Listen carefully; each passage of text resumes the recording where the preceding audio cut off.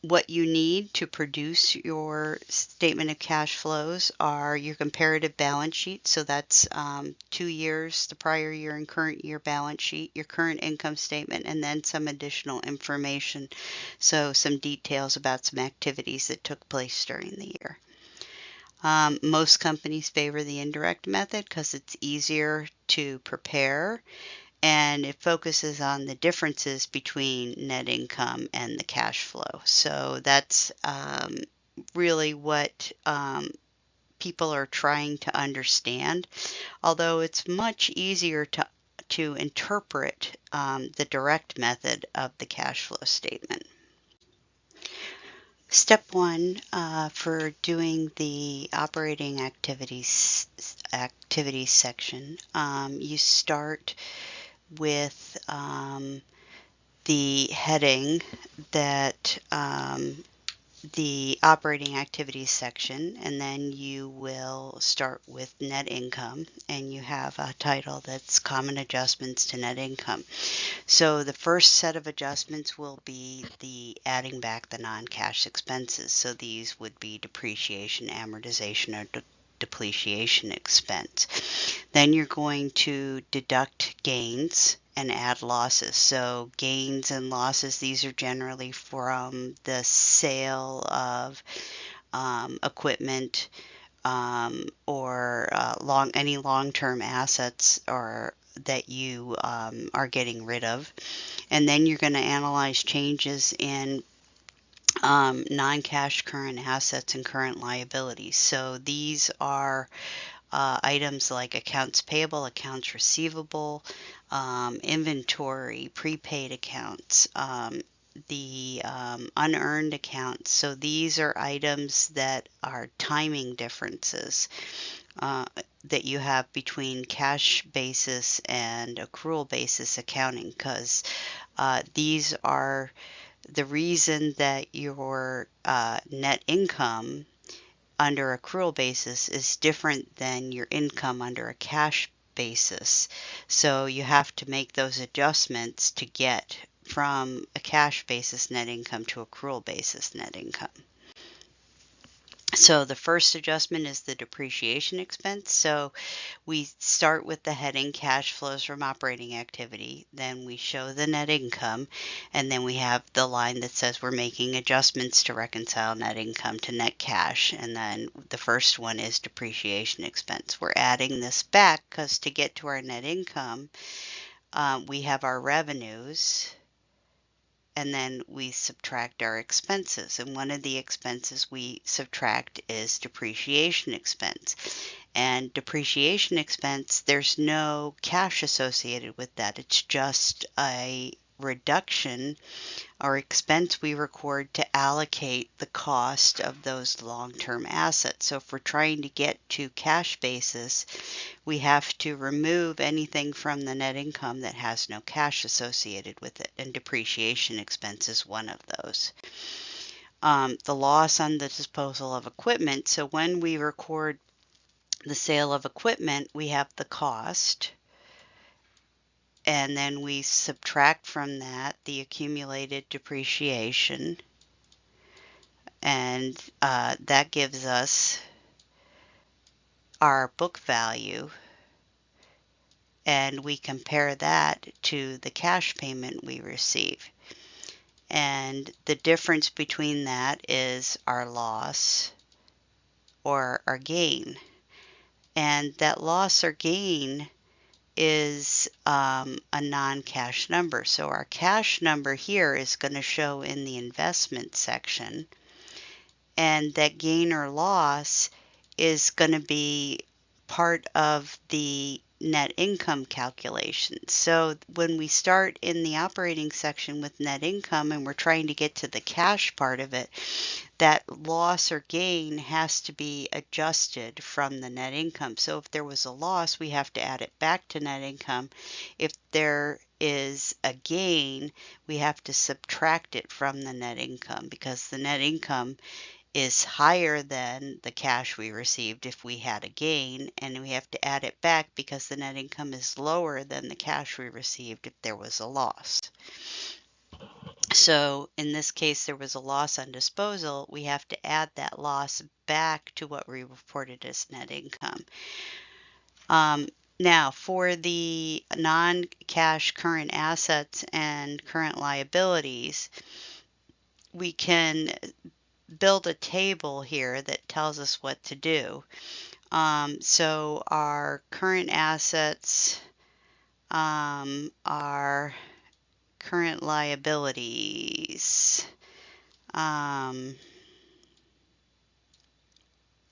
so if we have current assets going up, let's see, if current assets are going up, we want to do an addition.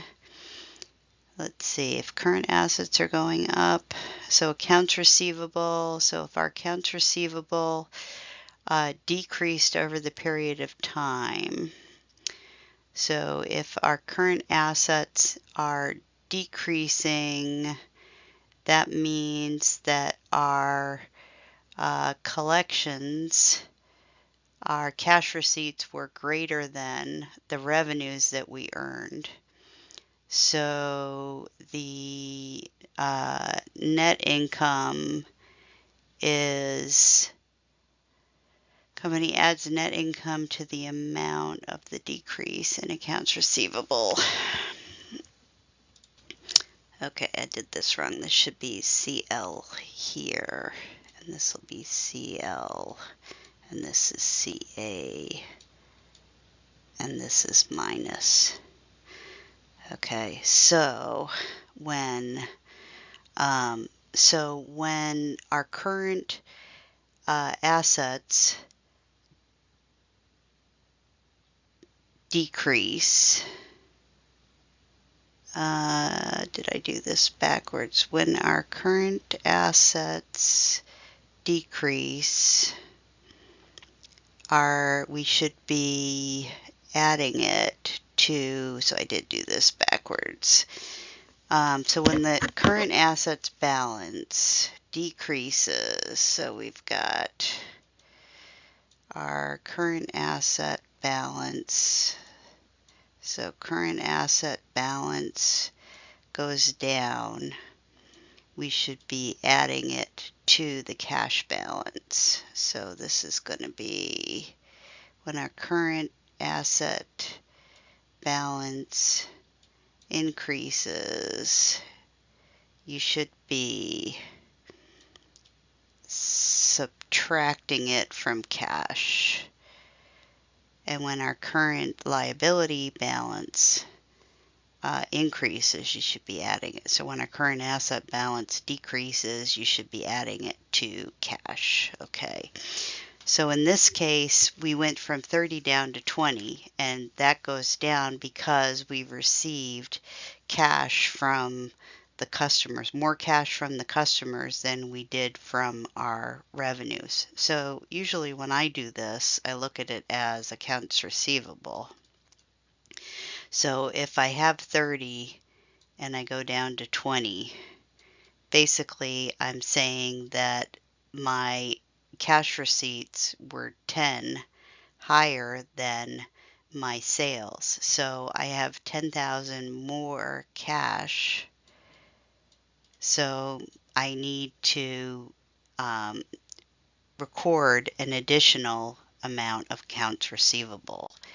So when I go to do this, I had a decrease in accounts receivable, which means that my cash was higher than my net income.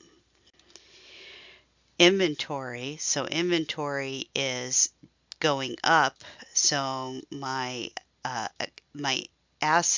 current asset is increasing, and when my current asset increases, that means that I have more on this side, so the purchases side is increasing, which means that the purchases, so the cash out, exceeds the cost of goods sold. So I need to deduct, make the net income go down.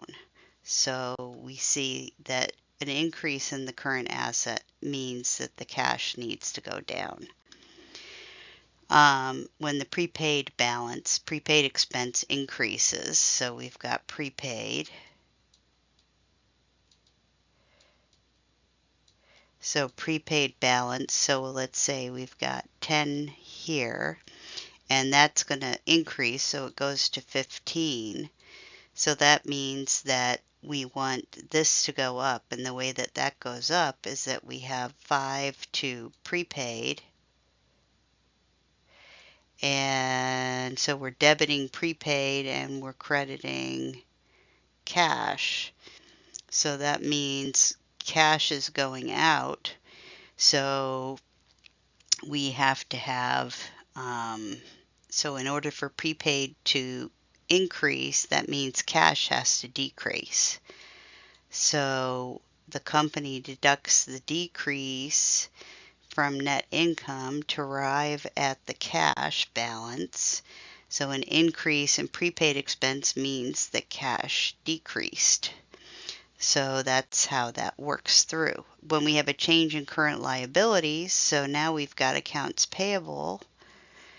So if accounts payable increases, accounts payable usually has 10 here, and to make that go up to 15, we got to have 5 happen here. So the way that goes up is that we have, let's say we have, so accounts payable goes up by having an expense increase. So we would have 5 in expense and we credit accounts payable. So in order for accounts payable to increase, the increases means that net income needs to go down because we're increasing the expenses. So if accounts payable goes up, net income went down, so we have to add back to income because we have to undo the expense. And if income taxes payable decreased, that means that we paid off cash, so we have to subtract from net income to get that to work right. So here's kind of the summary. So depreciation expense, amortization, and depletion are non-cash, so all of those get added. A loss gets added, a gain gets subtracted. Increase in a current asset is a deduction, a decrease in a current asset is an addition, an increase in a current liability is an addition because it's increasing because you are deferring the payment, so you have more cash. A decrease in a current liability means you're paying it off, so you have less cash.